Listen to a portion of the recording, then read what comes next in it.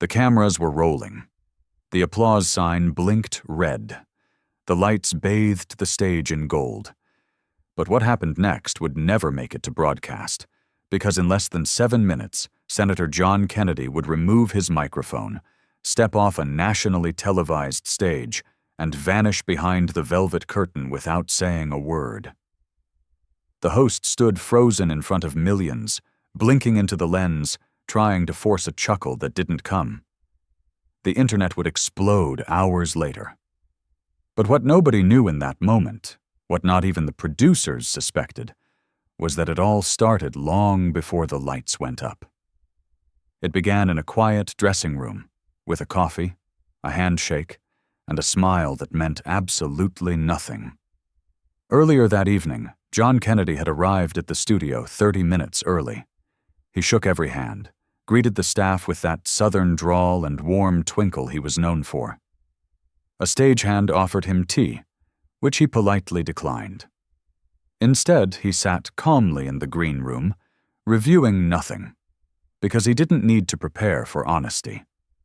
Meanwhile, just a few doors down, the host, one of America's most beloved late-night voices, was rehearsing something very different. Not questions, punchlines, carefully calculated lines designed not to inform, but to humiliate. "I'm gonna go viral tonight," the host whispered to his head writer, smirking. "This old man won't even see it coming." Back in the green room, Kennedy overheard laughter echoing down the hall. Then a sentence that pierced deeper than any insult ever could. "Let's make him trend for all the wrong reasons." He didn't flinch. He didn't storm out. Instead, with a steady hand, he tapped his phone, slid it into his breast pocket, and pressed record. Not because he expected anything criminal, but because something felt wrong. Years in public service had taught him one thing. You don't fight arrogance with anger. You fight it with evidence. The host greeted Kennedy on stage like an old friend. Flashing that trademark grin, he introduced him to the audience with flowery praise. "A statesman," he said, "with stories to tell and wisdom to share." The crowd applauded. Kennedy nodded with grace, unaware, or perhaps all too aware, that the knives were being sharpened behind every smile. The interview began harmless enough. A few softball questions, some laughter. Kennedy even earned a round of applause after a heartfelt story about his father. But then, the shift. It started with an interruption, then another, then a sarcastic dig masked as a joke. "Tell us, Senator," the host leaned in, "do you use a rotary phone too, or have you upgraded to email?" The audience chuckled. Kennedy smiled politely, unfazed, but the jabs kept coming. "You represent a dying era," the host pressed on. "Do you ever feel like the world's just moving past you?" Behind the scenes, producers exchanged nervous glances. Something felt off. This wasn't the segment they'd rehearsed. It was meaner, sharper, and Kennedy, ever composed, didn't take the bait. He answered calmly, but the tension on stage was growing thick enough to cut. Then came the final blow, the line that would haunt the host for years to come. With a sneer and a pause long enough to signal his intent, he looked straight into Kennedy's eyes and said, "People like you should be in a museum, not in Congress." And in that moment, the temperature dropped. The audience didn't laugh. Even the band stopped smiling. Kennedy slowly reached to his lapel, unclipped his mic, and stood up. No words, just a nod. And he walked. Off camera, off script, straight into the silence that followed like a slap. The host stammered, then tried to joke, but the damage had already been done. And you might be wondering, why? Why would a man like John Kennedy walk off live TV without a single word of protest? What was said behind the scenes that pushed him to the edge? And what happened next that made the entire country take sides? You're going to want to stay with this one, because what Kennedy did next changed everything. And when you find out what was really caught on tape, off camera, off script, and off guard, you'll understand why millions said this was the moment truth fought back. If you've ever felt like silence speaks louder than words, like dignity should still matter in a world addicted to mockery, then hit that like button and drop a 9 in the comments right now. Because the twist you're about to see doesn't just expose arrogance, it reminds us what real leadership looks like. Backstage was colder than the stage lights had made it seem. The moment Senator John Kennedy disappeared behind the curtain, the audience remained frozen in stunned silence. Producers scrambled. Camera operators exchanged wide-eyed looks. The host forced out a nervous laugh and muttered something about technical difficulties, but even he knew this wasn't a glitch. This was fallout. The clip of Kennedy walking off would be online within hours. But what no one realized yet was that the real detonation hadn't happened. Not yet. Because hidden deep in Kennedy's coat pocket, a phone was still recording, capturing every raw, unfiltered second of what came next. The host stormed off the stage. Behind the curtain, he tore off his own mic and practically threw it at a nearby intern. "Did you see his face?" he barked, laughing to his assistant. That fossil had no idea what hit him. One of the camera techs looked up, clearly uncomfortable, but said nothing. The host kept going, louder now. "I swear if that segment doesn't get 10 million views, I'll fire the entire social team. We just humiliated a sitting senator on live TV. That's gold." The hallway went quiet. No one laughed with him, but he didn't notice. Or maybe he didn't care. In his mind, he had already won. Except he hadn't. In a small corner of the hallway, Kennedy stood with one of the show's assistant producers. Her face pale, her voice quiet. "I'm sorry, Senator," she said. "That wasn't what we agreed on in pre-interview."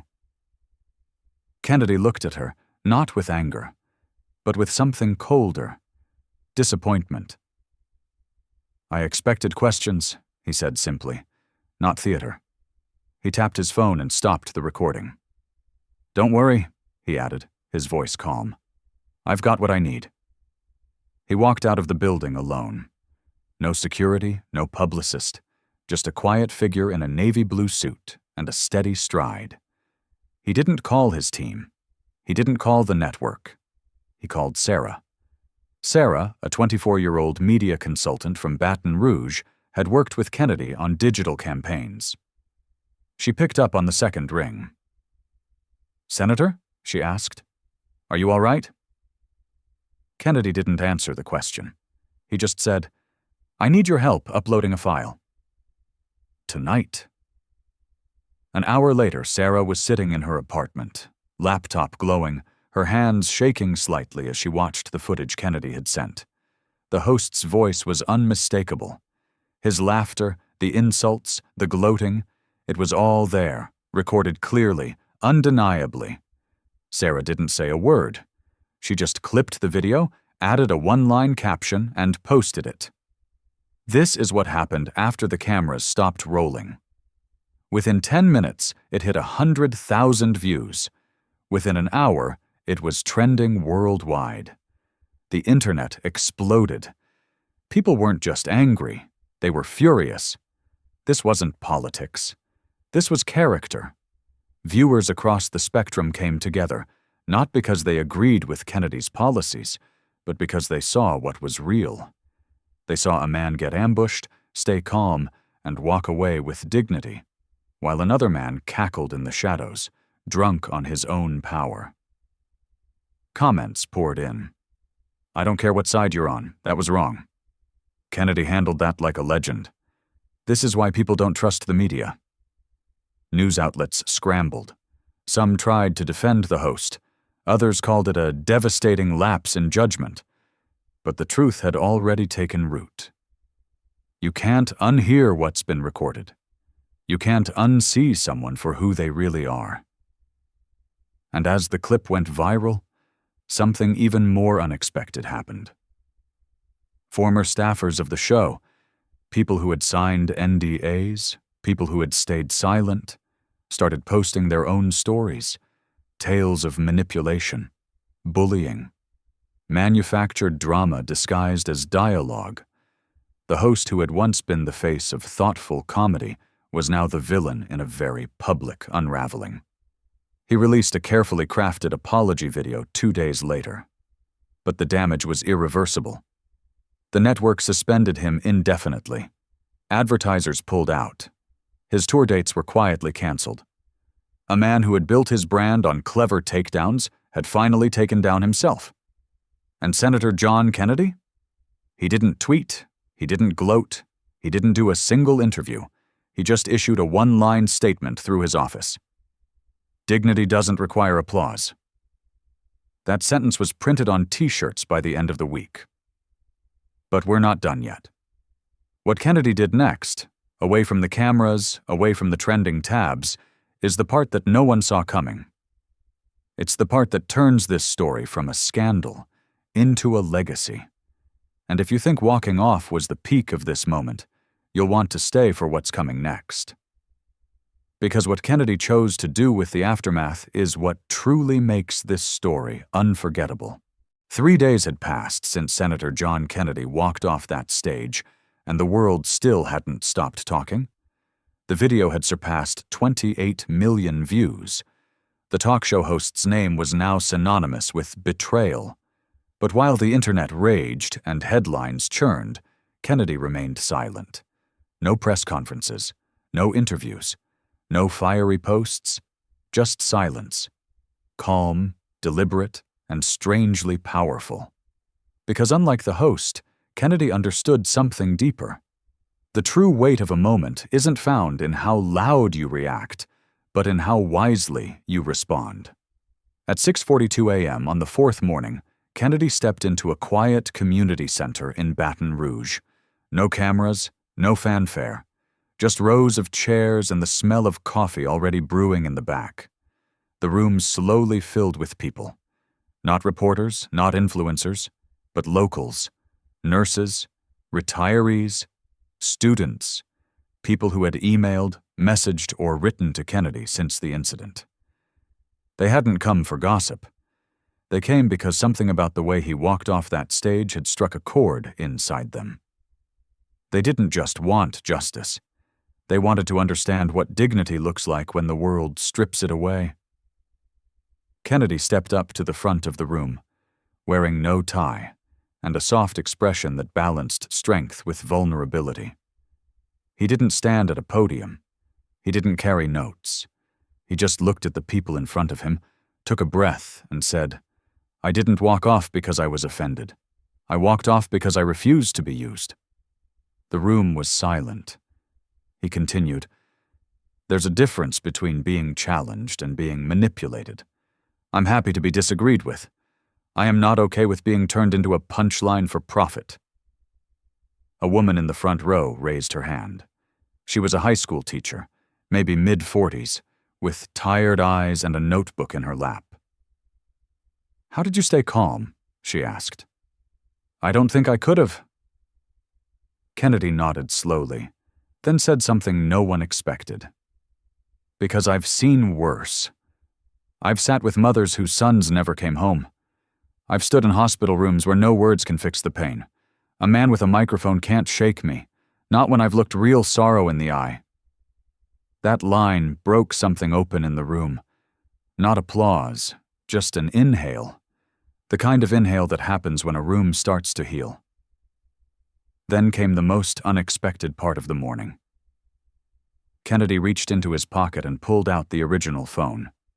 Yes, the phone, and held it up. "This," he said, "was never about revenge." But sometimes telling the truth isn't about speaking louder. It's about giving people a mirror. He unlocked the screen, pulled up the full recording, not just the clip that went viral, but the entire unedited version, and said, "You deserve to see it all, not just the part that shocked you, the part that taught me something too. The room watched in stunned silence as he played it through a projector, letting the crowd hear every mocking word, every fake compliment, every whisper the host thought no one would hear. But what caught people most off guard wasn't the host. It was Kennedy's silence throughout the entire ambush. His tone never raised, his posture never cracked. Even when ridiculed, he never retaliated. And when it ended, he just whispered, "That's enough," before walking away. As the screen faded to black, the crowd erupted, not with cheers, but with questions. Real ones, thoughtful ones. A teenage boy asked, "How do you stay respectful when people treat you like that?" A small business owner asked, "Do you think forgiveness is weakness?" Kennedy answered each one, not like a politician, but like a man who had been through something and come out the other side with more clarity, not less. And just when the session seemed like it might wind down, a hand went up in the back. It was Sarah. Yes, that Sarah, the one who'd helped post the video. She stood slowly, holding a small thumb drive in her hand. "I've compiled the responses," she said. "Not the viral ones, the private ones, the DMS, the voicemails, the quiet support that never trends." She walked forward and handed Kennedy the drive.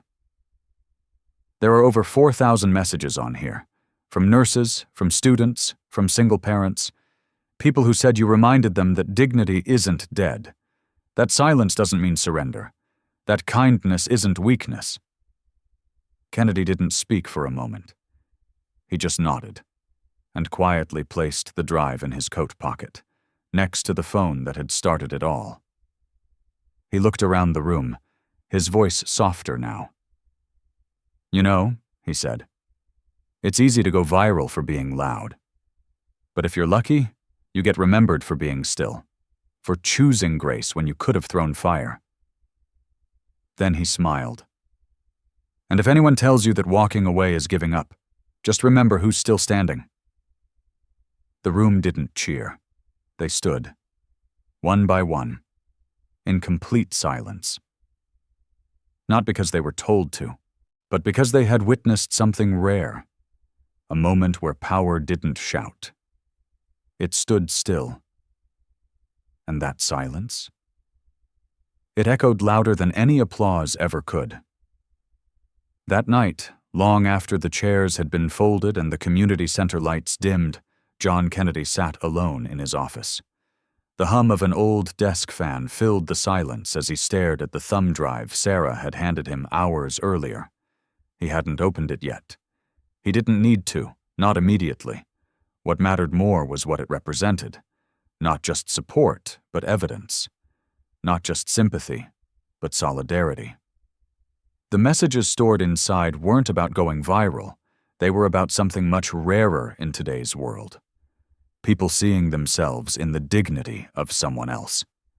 He finally inserted the drive into his laptop. The screen lit up with folders labeled voicemails, DMs, letters, video messages. Each one a voice from somewhere he hadn't been, from someone he might never meet. A nurse in Oklahoma saying she'd quit watching late-night shows after what happened. A high school senior in Detroit who used Kennedy's walk-off as inspiration for a speech on integrity. A single father from Alabama who wrote, "You reminded my son how to stand tall without throwing punches." Kennedy scrolled for nearly an hour, reading, watching, listening. Some made him smile, others made his throat tighten. But one message stopped him cold. It was a video, grainy, shot in low light. A teenage boy, maybe 17, sitting on the edge of his bed. He didn't look into the camera, just down at his hands. His voice cracked as he spoke. "I get bullied a lot. They say I talk slow, that I'm boring. I almost believed them. But then I saw your clip. You didn't fight back. You didn't yell. You just stood up and walked away. And for the first time, I thought, maybe I don't have to shout to matter." Kennedy paused the video and leaned back in his chair, eyes closed. This was why he hadn't responded with rage, why he hadn't called a press conference or fired back with words that cut deeper. Because someone, somewhere, needed to see that quiet could still be strong. That walking away wasn't weakness. It was choice. It was control. The next morning, something unusual happened. The talk show host, the same one who had ambushed him days before, posted a cryptic message on his socials.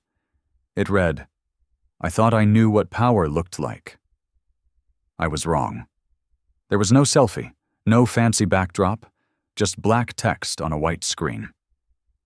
That afternoon, a second post appeared. A link. No caption. People clicked. What they found was a 5-minute video. A raw, unedited apology. In it, the host looked almost unrecognizable. No makeup, no laughter, no audience to charm. Just a man who looked deeply tired. He admitted to planning the ambush, to mocking Kennedy off camera. He said he had gotten lost chasing numbers, mistaking attention for purpose. "I thought viral moments made me relevant," he said, voice shaking. "But that man who walked off without a word made me realize how small I'd become." The video sparked debate instantly. Some praised him for apologizing. Others said it was too little, too late. But what no one could deny was the shift. The same man who once ridiculed Kennedy now called him a mirror, and didn't like what he saw in his own reflection. Kennedy, true to form, didn't respond. No comment to the press, no tweet. But that night, Sarah posted something simple from his official account. Just 8 words. "Sometimes grace does more than fury ever could." The phrase took off like wildfire. It ended up on posters, mugs, phone wallpapers. But more importantly, it ended up in conversations. Families talked about it over dinner. Students debated it in classrooms. Even celebrities began quoting it during interviews. Not because it was trendy, but because it reminded people of something the world had started to forget. That true change doesn't come from shouting someone down. It comes from standing up for something quietly and refusing to bend. In the following weeks, Kennedy was invited to dozens of shows, podcasts, and panels. He declined most of them. But one invitation caught his eye. A town hall meeting at a public high school in Houston. No stage, no cameras, just folding chairs in a gym and a crowd of young people trying to figure out who they were supposed to be in a world full of noise. Kennedy stood before them in rolled-up sleeves and spoke not like a senator, but like someone who knew what it felt like to be misjudged. "They'll tell you the loudest one wins," he said, "but I'll tell you the quiet ones build the bridges after the shouting ends." A young girl raised her hand. "How do we stay kind when the world isn't?" Kennedy smiled gently. "You don't stay kind because the world deserves it. You stay kind because you do." The room went silent. And somewhere, in a quiet bedroom, another teenager clicked replay on that first video. The one where John Kennedy got up and walked away. Not in defeat, but in quiet, powerful defiance. Because sometimes the walk-off is the loudest part of the story. The morning the Emmy nominations were announced, no one expected his name to be on the list. Not even him. But there it was, under Outstanding Variety Talk series. The host who had ambushed John Kennedy had somehow made the cut. The internet ignited instantly. Comments poured in like a tidal wave. An award for humiliation? This isn't comedy, it's character assassination. The network, already battered by weeks of backlash, found itself in the eye of a new storm. And Kennedy? He was halfway across the country, walking the quiet aisles of a public library in Shreveport, shaking hands, taking pictures, asking how people were doing, like he'd done long before anyone put his name in headlines. But the award wasn't what caused the collapse. It was what followed. That same evening, a second video began to circulate online, one that hadn't been posted by Kennedy or Sarah or anyone from his team. It came from a former crew member of the show. The title was simple: What you didn't see before the interview. In the shaky footage, recorded from behind the curtains minutes before Kennedy took the stage, the host is seen holding a cue card with sarcastic jokes scribbled across it. Lines mocking Kennedy's age, intelligence, and even his late wife. A producer nervously suggests cutting one of the harsher jokes, but the host waves her off, saying, "Don't worry, I want this to hurt." The internet didn't pause this time. It exploded. The host's page went dark within hours. The network removed his photo from their website. Sponsors began issuing statements of deep concern. A coalition of media watchdogs demanded a full investigation into the show's internal culture. More crew members came forward, allegations stacked up. And finally, after 10 years on air, the network announced that the show was officially canceled. Not paused, not rebranded. Gone. And yet, through all the noise, Kennedy still hadn't spoken. No victory lap, no smug remarks, just one quiet appearance on a local Baton Rouge radio show where he was asked directly how he felt about the host's downfall. He paused, then said, "I don't celebrate someone else's collapse. But I do believe in consequences, and I believe in truth, not the kind that screams, but the kind that outlasts the noise." That quote was printed in full across the front page of the Baton Rouge Chronicle the next morning. But Kennedy wasn't finished. In the weeks that followed, he launched a new initiative, the Quiet Resolve Project. It was designed not as a campaign, not as a reaction to the scandal, but as a movement rooted in what the moment had revealed, that in an era obsessed with attention, people were starving for authenticity. The project's mission was simple: teach the power of calm leadership, civil discourse, and inner strength through real-world programs in schools, community centers, and online platforms. Sarah was made co-director. She ran the digital storytelling branch, collecting hundreds of personal stories from people who had found courage, not in shouting back, but in stepping forward quietly, firmly. Stories poured in from single parents, veterans, teenagers, teachers. One letter read, "I used to think the world would never hear me unless I screamed. But you taught me something louder than rage: dignity." The story of Kennedy's walk-off didn't just change the conversation, it sparked a movement. In classrooms, students began analyzing the moment not as political theater, but as a study in human behavior. Professors used it to teach media ethics. Counselors used it to discuss emotional restraint. And online, content creators began asking, "What's your Kennedy moment? When did you walk away instead of fight back?" It became a challenge, tagged, shared, stitched into short videos and long blog posts.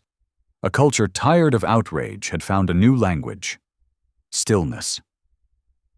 And yet, the most remarkable twist came months later, when Kennedy received a handwritten letter with no return address.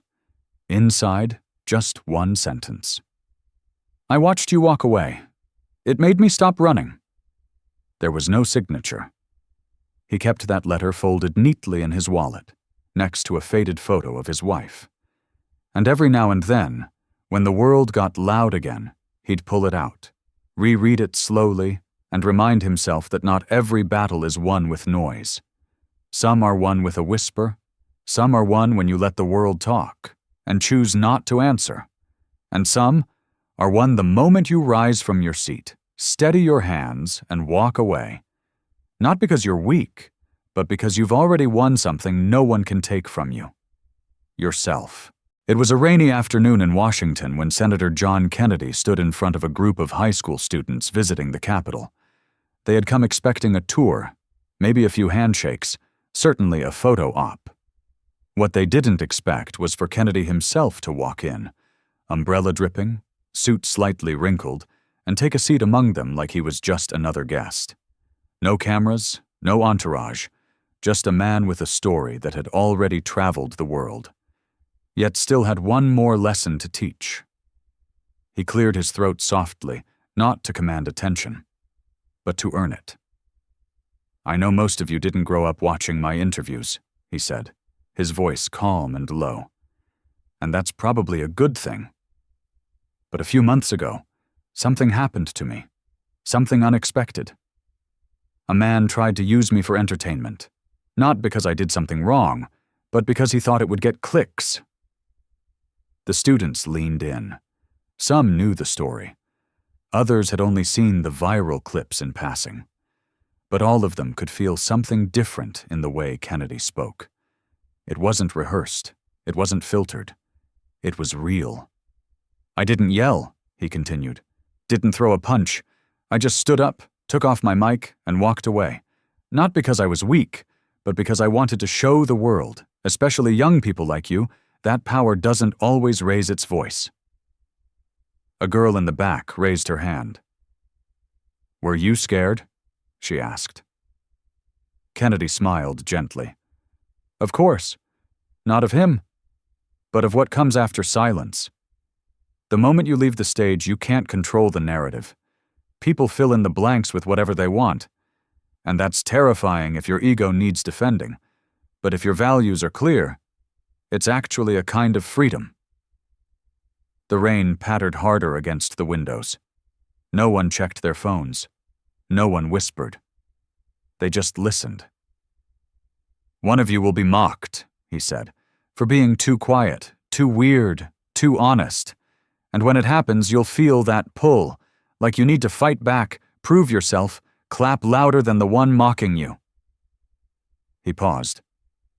"But what if the strongest thing you could do is just walk away?" Another student raised his hand, a boy wearing a hoodie with the words, "Silence is power," printed across the chest. "But how do you know when to speak up and when to stay quiet?" Kennedy leaned forward, elbows on his knees. "That's the hardest part," he said. "There's no formula. You have to listen to yourself. Ask, am I trying to fix this, or am I trying to win?" His voice softened. "If you're trying to win, it'll cost you. Maybe not now, but eventually. You'll lose a piece of yourself chasing that applause." He stood up then, slowly, his knees cracking faintly with the weight of age and years of standing for things most people didn't see. "This isn't about a talk show," he said. "It's not about a host or a headline or even a viral moment. It's about something bigger, a question only you can answer." He walked to the front of the room, pulled a small flash drive from his coat pocket, the same one Sarah had given him, and placed it on the desk beside a student.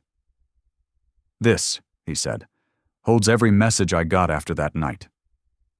Thousands of strangers pouring out their hearts, not because I made a speech, but because I didn't." He turned to the room one last time. "So here's the question you'll all have to answer someday. When the lights are on, and someone tries to make you small, will you fight fire with fire, or will you show them who you are by standing tall and saying nothing at all?" He nodded. "You don't have to raise your voice to raise the standard." As he stepped towards the exit, one of the students called out, not with a question, but with a quiet truth that echoed through the chamber. "Senator, you didn't walk away from weakness. You walked away from the noise." Kennedy paused at the door, turned back with a half-smile, and replied, "And sometimes that's the only thing worth walking away from." Then he was gone, leaving behind no slogan, no campaign banner, no polished soundbite. Just silence. And in that silence, a generation finally heard what the world had forgotten. That restraint is not surrender. That grace is not weakness. And that dignity, once chosen, becomes a legacy no headline can erase.